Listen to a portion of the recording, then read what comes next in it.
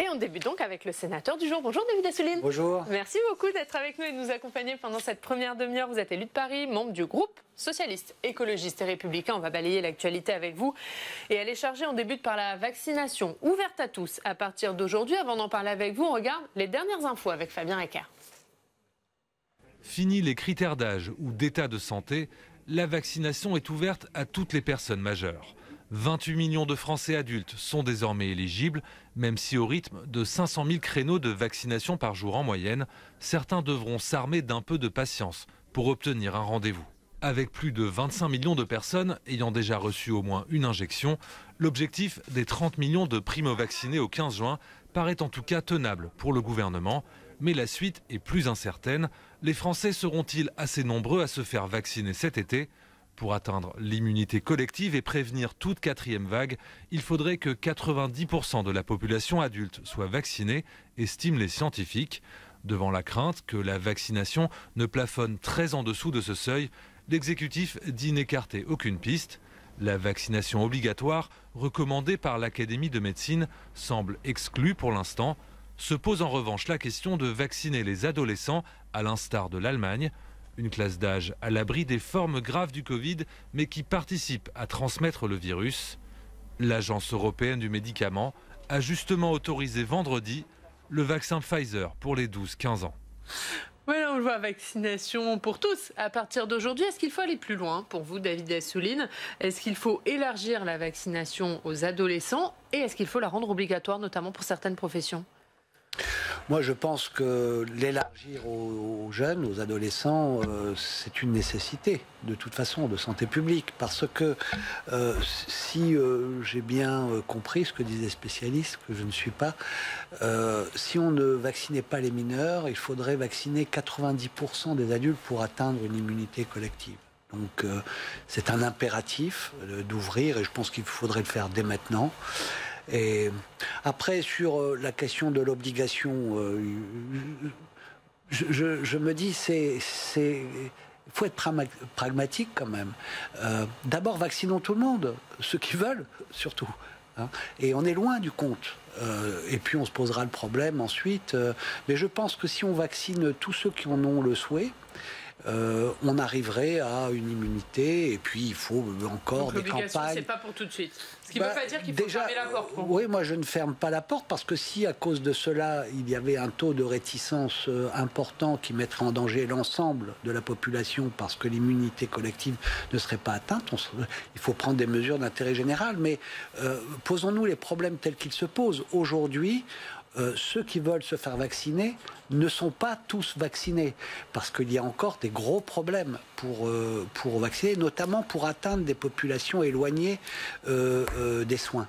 Et notamment dans les endroits les plus défavorisés, cet éloignement du système de soins, il faut imaginer toutes les solutions pour y parer et faire qu'il y ait une égalité beaucoup plus réelle dans la possibilité de se faire vacciner dans le pays. David Assouline, vous intéressez beaucoup aux questions de culture. On a vu ce concert test samedi à Paris-Bercy. Est-ce que, avant même les résultats scientifiques des tests, puisque c'était une expérience scientifique, est-ce que vous dites quand même que c'est une réussite d'avoir réussi à faire ce concert test? Est-ce que ça ouvre de bonnes perspectives pour le monde de la culture? Oui, c'est un espoir gigantesque. Moi, j'ai pas pu y être, mais notamment Anne Hidalgo m'a raconté, elle m'a dit qu'il y avait une émotion incroyable de ceux qui ont pu partager ce moment, de pouvoir se retrouver, de pouvoir le faire en sachant que beaucoup de précautions avaient été prises pour que tout le monde soit protégé. On verra effectivement les résultats, mais l'énergie, la joie qui s'est dégagée, c'est quelque chose dont la société a besoin. La société a besoin de culture.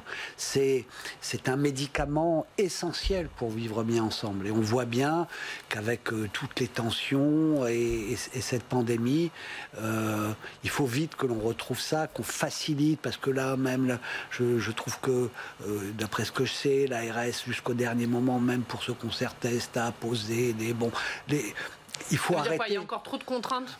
C'est pas une question de contraintes, c'est une bureaucratie accablante, des documents de 14 pages de consignes, etc. Il faut faire et dire l'essentiel. Le monde de la culture a beaucoup donné. Il est conscient qu'il faut respecter des règles sanitaires. Il faut maintenant les laisser créer, libérer tout ce qu'ils ont en eux pour le redonner à la société. Et on a besoin de culture. On va parler de l'autre actualité, l'autre actualité, c'est cet homme qui est retranché en Dordogne. Il a été condamné à plusieurs reprises pour des faits de violence conjugale. Il s'est rendu au domicile de son ex-compagne, malgré le port d'un bracelet électronique. Il y a ce drame, il y a eu le drame d'Ayange, il y a eu le drame de Mérignac, de féminicides récents. Est-ce qu'il faut en faire plus dans la lutte contre les violences conjugales aujourd'hui ? Oui, vraiment, il faut être implacable. Implacable, pas de tolérance. Il n'y a pas là un secteur de la criminalité ou de la violence qui devrait être, je ne dis pas toléré parce qu'on ne le tolère pas, mais bénéficier presque de circonstances atténuantes par rapport au danger que cela représente. Il faut protéger les femmes dans notre pays.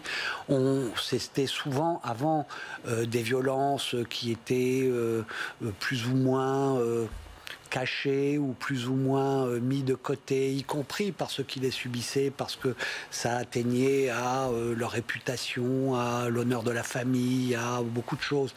Donc on comprend tout ça. Maintenant, il n'y a rien d'autre qui doit passer avant la protection des femmes. Et je trouve vraiment déplorable que dans cette répétition de faits, peut-être qu'avant il y en avait autant et on les voyait moins, que les femmes le disaient moins, qu'on disait moins que c'était des féministes et des féminicides et des violences conjugales. Mais là, il faut que la justice et que la police jouent leur rôle pleinement pour faire que ceux qui... Il y a encore trop de failles pour vous. Il y a trop de failles quand on voit que on sait que ce type d'individu va pouvoir revenir. Les femmes souvent crient au secours ou lancent des alertes et on ne les écoute pas et ensuite on déplore les drames. Donc je pense là vraiment qu'on doit être beaucoup plus attentif et sévère, attentif à ce que vivent une grande partie, malheureusement, de nos concitoyennes. Autre drame, et là aussi malheureusement c'est une répétition, c'était vendredi à la Chapelle-sur-Erdre, dans les Pays de la Loire, une fonctionnaire de police municipale qui a été attaquée au couteau. Avant d'en parler avec vous, on va en parler avec Rosemarie Bertolome. Bonjour Rosemarie, merci beaucoup d'être avec nous. Vous êtes directrice départementale de Ouest France et vous allez nous faire un point sur l'enquête à la Chapelle-sur-Erdre. On en est où ? Alors, 50 personnes ont été auditionnées ce week-end. On revient plus dans le détail aujourd'hui dans Ouest France, notamment au sujet de la sécurité des policiers municipaux qui est détaillée. Ces derniers sont potentiellement plus exposés, disposant de moyens plus modestes car liés aux finances communales. Depuis l'agression de vendredi, le maire de la Chapelle-sur-Erdre, Fabrice Roussel, s'interroge sur la façon de renforcer le dispositif de contrôle pour que les personnels ne soient jamais seuls, notamment à l'accueil. Il y a également une cellule psychologique qui va être mise en place cette semaine à la Chapelle-sur-Erdre. Merci Rosemarie. Restez avec nous, bien sûr. Il y a d'autres choses à lire dans Ouest France, mais je voudrais faire réagir David Assouline à ça. Rosemarie le disait, les policiers municipaux, ils sont peut-être moins protégés parce qu'ils ont moins de moyens, ils sont peut-être un peu plus exposés. Du coup, est-ce qu'il faut en faire plus pour protéger ces policiers municipaux ? Oui, et pas seulement les policiers municipaux. On voit bien que ceux qui sont chargés d'assurer l'ordre public, et c'est d'abord la police nationale, et la cible sans arrêt. Ils nous protègent. Il faut les protéger. Il ne suffit pas seulement de le dire, de le proclamer, de jouer des muscles comme certains le font pour en faire parfois des armes politiques. Il faut vraiment... Vous pensez à qui en disant ça ? L'opposition ? Je pense beaucoup aujourd'hui au ministre de l'Intérieur, on l'a encore vu dernièrement. Mais je pense qu'il faut faire, il faut arrêter de dire. Et faire, c'est renforcer les moyens, c'est former, c'est aussi avoir des campagnes à destination de la population pour éradiquer la violence et ces tensions que souvent d'ailleurs les politiques exacerbent. Il faut aujourd'hui apaiser, il faut appeler à la tranquillité publique, à l'écoute. Est-ce que juste sur cette police municipale, David Assouline, c'est aussi l'armée? La création de la police municipale à Paris, elle va être officialisée cette semaine au Conseil de Paris. Sauf qu'elle n'aura pas d'armes létales, la police municipale à Paris. Est-ce que dans le contexte actuel, c'est pas une erreur? Non, c'est pas une erreur. Bon, elle a de quoi se protéger, et puis elle n'est pas à Paris jusqu'à présent, et on se bat pour que ce soit toujours le cas et de façon renforcée. Il y a la police nationale. Vous savez d'ailleurs que même la droite qui a longtemps dirigé Paris n'a jamais voulu de police municipale pour pas qu'il y ait de concurrence et de problème avec la police nationale qui est dans la capitale chargée de l'ordre public. Mais donc la police municipale va être là pour des tâches de tranquillité publique quotidienne au plus près des quartiers. Et s'il faut agir par rapport à l'extrême violence, à la criminalité, il y a la police nationale, il ne faut pas qu'il y ait de concurrence. Donc nous faisons les choses bien, normalement, et avec un souci permanent de la sécurité des citoyens. Moi, j'habite dans le 20e arrondissement. Je ne peux pas me résoudre que dans un certain nombre de quartiers, il y ait des rixes, du trafic. Vraiment, on en appelle, et Anne Hidalgo le fait avec force, au ministre de l'Intérieur et au préfet de police pour que soit mis fin à ce qui se passe à Stalingrad avec ce trafic de crack qui devient absolument insupportable à tout le monde. Voilà. On va retourner voir Rosemary, puisqu'on va voir ce qu'il y a à lire dans Ouest France. Tout autre sujet, Rosemary, à lire dans Ouest France. Vous allez nous parler des régionales, mais pas dans votre région. Si, on est quand même un peu lu en Haute-Loire, direction donc la Haute-Loire en amont des élections régionales. Ouest France poursuit son tour de France. On peut lire un reportage là-bas, là où le feu avait été mis à la préfecture en 2018. Les gens d'ici parlent dans ce reportage, notamment là, on a une déclaration, ce n'est pas nous cette histoire, on n'a pas compris pourquoi c'est arrivé chez nous. Ils évoquent aussi leur rapport au territoire. Un maire témoigne, le sentiment d'abandon existe, il est lié à de multiples facteurs. Le territoire est-il vraiment oublié? Deux trentenaires interrogés l'affirment, le fossé entre nous, ceux qui nous dirigent depuis Paris et les zones rurales ne s'est pas réduit. La colère est toujours là. Ils indiquent qu'ils n'iront pas voter aux élections de juin prochain. Elle est beaucoup plus légère. Pour terminer, vous nous emmenez en Normandie, Rosemary. Exactement, en dernière page, Gustave Flaubert est à l'honneur. 10 auteurs participent à un exercice d'écriture inédit. Écrire 280 tweets de 280 caractères à partir de Madame Bovary. C'est Bovary avec un W comme tweet. Cette initiative est une des manifestations du bicentenaire de la naissance de Gustave Flaubert. Le tweet est une forme qu'aurait aimé Flaubert et convaincu une des 10 autrices. Par contre, on ne sait pas s'il aurait été sensible à la poésie de ce réseau social. Merci beaucoup, merci Rosemary. On regarde la une de Ouest France, tout autre sujet, c'est l'Estonie. En Estonie, la menace russe aux portes de l'Europe s'étale. Une de Ouest France aujourd'hui. Merci Rosemary d'avoir été avec nous ce matin et à très vite. On va passer à l'actualité du Sénat. David Assouline, comment moderniser le Sénat? C'est l'objet d'un débat cette semaine dans l'hémicycle avec un texte proposé par Gérard Larcher lui-même. On va en parler avec notre journaliste parlementaire Alex Poussard.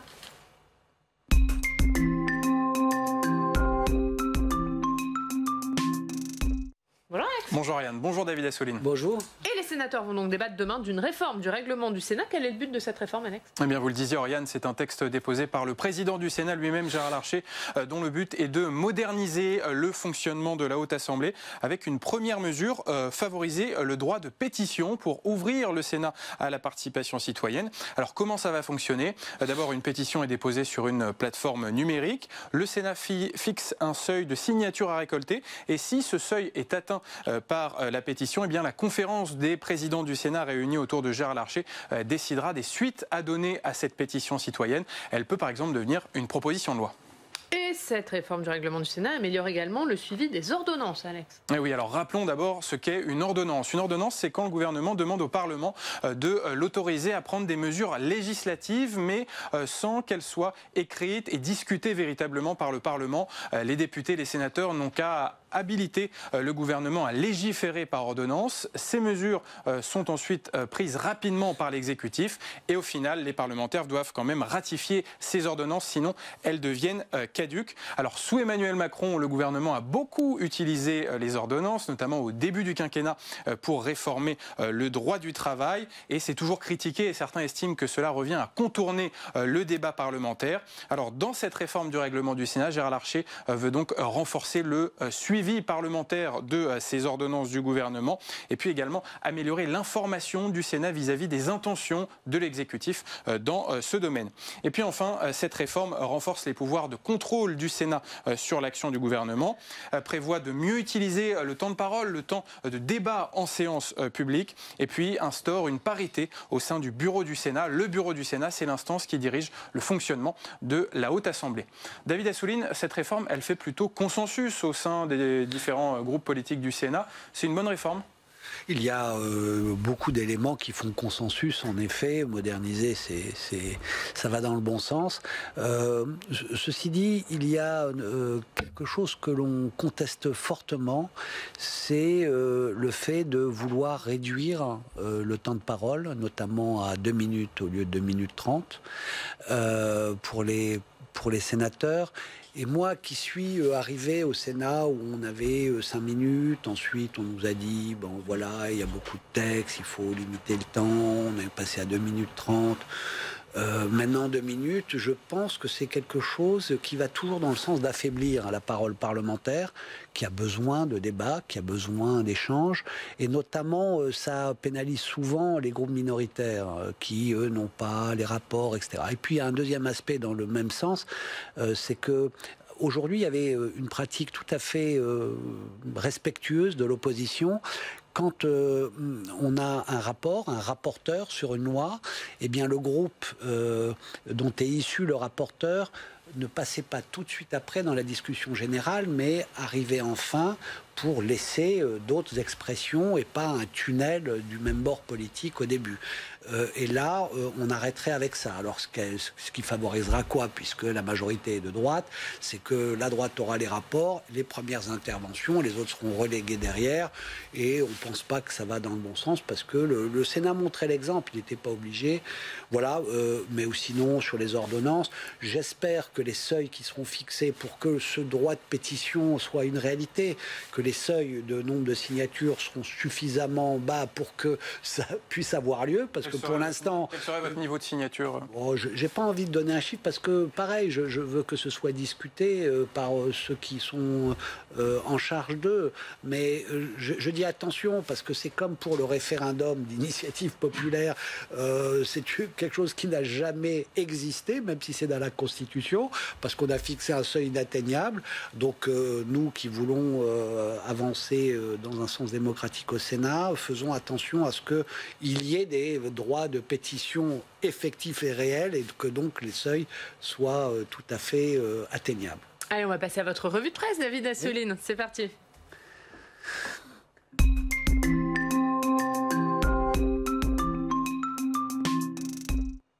Et on commence par le Figaro, Alex.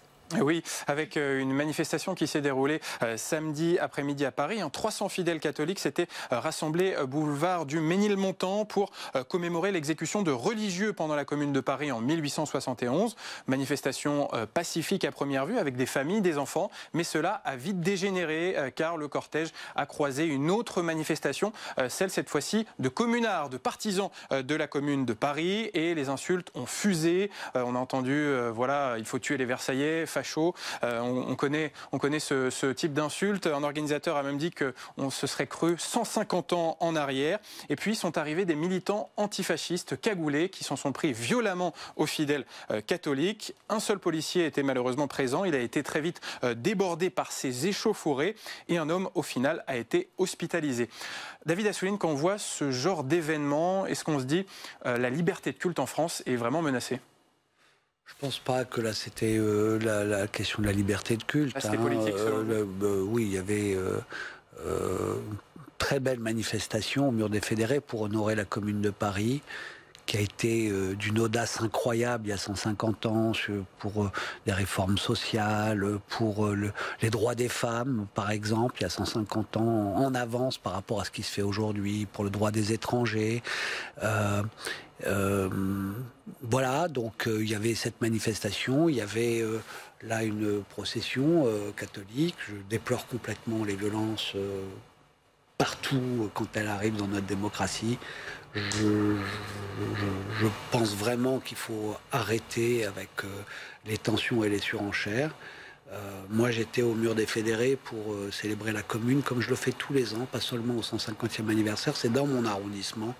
Et c'était une très belle et très digne manifestation et hommage. Et justement, on va parler de votre arrondissement, on va parler politique et de cette législative partielle qui s'est déroulée hier à Paris.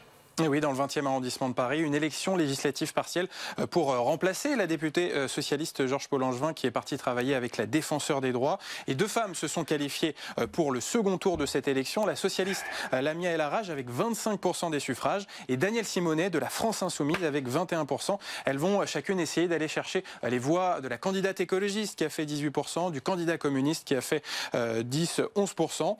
Alors pour Jean-Luc Mélenchon, le patron de la France Insoumise, eh bien ce match parisien entre les socialistes et les insoumis, ça a une signification nationale. Cela démarque bien différentes gauches et notamment, selon Jean-Luc Mélenchon, une gauche traditionnelle qui, je cite, a participé à la marche des organisations policières factieuses du 19 mai. David Assouline, vous êtes d'accord avec cette analyse de Jean-Luc Mélenchon? Ça montre 2 gauches irréconciliables? D'abord, je vais me féliciter du fait qu'une candidate jeune, mère de 2 enfants, qui habite le 20e arrondissement, qui a des convictions chevillées au corps, qui incarne une gauche sociale et écologique très exigeante, puisse émerger comme cela et distancer nettement l'ensemble des autres listes. Je suis content que dans mon arrondissement, près de 80% des électeurs ont voté à gauche. Voilà, on se retrouve avec un duel de Lamia El Harraj, qui est cette candidate, soutenue par Anne Hidalgo, et Danielle Simonet, qui déjà depuis 10 ans n'a de cesse d'avoir comme principal ennemi la gauche démocratique qui dirige à Paris. Et c'est pas les socialistes, c'est aussi les Europe Écologie Les Verts, c'est Génération, c'est le Parti communiste avec Yann Brossa qui agit si bien sur le logement, c'est quand nous faisons des transformations avec David Béliard et notamment les pistes cyclables. Juste, ça veut dire que la France Insoumise, c'est pas la gauche démocratique, David Assouline? Je suis pas là dans la polémique, je vous dis les choses. Elle est dans l'opposition très dure, avec toujours beaucoup de cris. Nous faisons, et elle critique tout ce que nous faisons. Et donc aujourd'hui, nous appelons cette gauche qui est déjà rassemblée au quotidien pour agir sur des choses importantes. Nous sommes dans la capitale de Paris, que ce soit Europe Écologie Les Verts, ou que ce soit le Parti communiste, ou que ce soit Génération, à se rassembler autour de Lamia El Harraj, ce qui est d'ailleurs normal, puisque c'est la candidate de gauche arrivée nettement en tête au premier tour, et que ça ne devrait même pas faire d'ailleurs discussion. Si Danielle Simonet se réclamait de la gauche, elle appliquerait elle-même cette règle, c'est de se désister pour le candidat ou la candidate de la gauche arrivant nettement au premier tour devant. Mais je sais d'ailleurs que, comme Jean-Luc Mélenchon, depuis longtemps, ils ne veulent même plus qu'on dise qu'ils sont de gauche. Il y a suffisamment de... Et j'ai encore entendu dernièrement Jean-Luc Mélenchon insulter Europe et l'écologie, les Verts, en les traitant d'hypocrites, de menteurs. Bon, voilà. Donc, juste, il y avait 4 listes de gauche oui. Hier, cette législative. Il y en a 3 au régional en Ile-de-France. 3 listes qui sont données entre 10 et 11% dans les sondages, soit très près de la barre de l'élimination. Est-ce que vous redoutez cette élimination à force de vous diviser?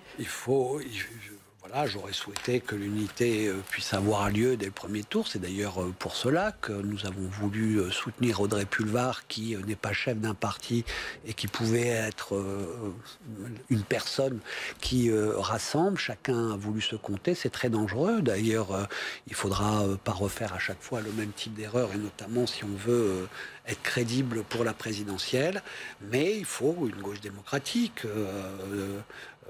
Et j'espère que tout le monde se qualifiera, qu'Audrey Pulvar sera en tête et que nous serons au deuxième tour ensemble face à Valérie Pécresse. Et justement, Valérie Pécresse, on va en parler, puisqu'hier, elle a donné une interview dans le journal du dimanche. Et je voudrais qu'on regarde cette phrase qui concerne la gauche. Il y a un vrai danger de voir arriver au pouvoir dans notre région une gauche radicale qui a perdu sa boussole républicaine. Cette gauche-là, que ce soit Julien Bayou, Clémentine Autain ou Audrey Pulvar, n'a rien à voir avec la gauche social-démocrate de Jean-Paul Huchon.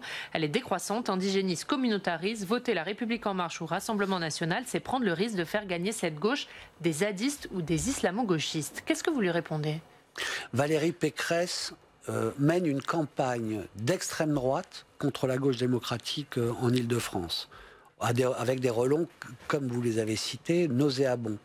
Ça, c'est de l'extrême droite pour vous de dire ça ? Ah bah oui, c'est le verbiage classique de l'extrême droite pour insulter la gauche plutôt que de débattre.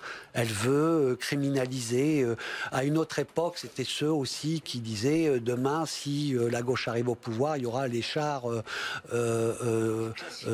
russes sur la place de la Concorde. Bon, c'est à peu près le même genre de... Et elle fait un appel du pied en disant nettement que le danger, c'est pas l'extrême droite, alors que tout le monde sait dans le pays que c'est l'extrême droite, le danger principal, mais c'est la gauche. Donc, moi, en Île-de-France, les sondages montrent que les trois listes de gauche additionnées talonnent Valérie Pécresse, alors que le Rassemblement national est loin. Mais le Rassemblement national... Pour vous, le danger, c'est le Rassemblement national ? C'est pas vous les principaux adversaires de Valérie Pécresse ? Je ne vous dis pas ça. Pour nous, il y a un débat démocratique qui doit se faire dans les règles. Je ne sais pas ce qui dérange Madame Pécresse. Est-ce que c'est parce que nos listes sont animées par Audrey Pulvar, par Rachid Temal, par Nadège Azaz, maire de Châtillon? Est-ce que c'est parce qu'elles sont animées par Djenaba Diop, qui sont avec Jérôme Guedj ou Hélène de Comarmont dans d'autres départements? Est-ce que c'est parce que ce sont des Françaises et des Français républicains et laïcs, mais de diverses origines, qui animent notre campagne, qu'elle est à ce point excitée contre ce que nous représentons? Et voilà, on a bien compris votre réponse, David Assouline. Merci beaucoup. Merci d'avoir été avec nous ce matin. Dans 2 minutes, on accueille Olivier Dussopt.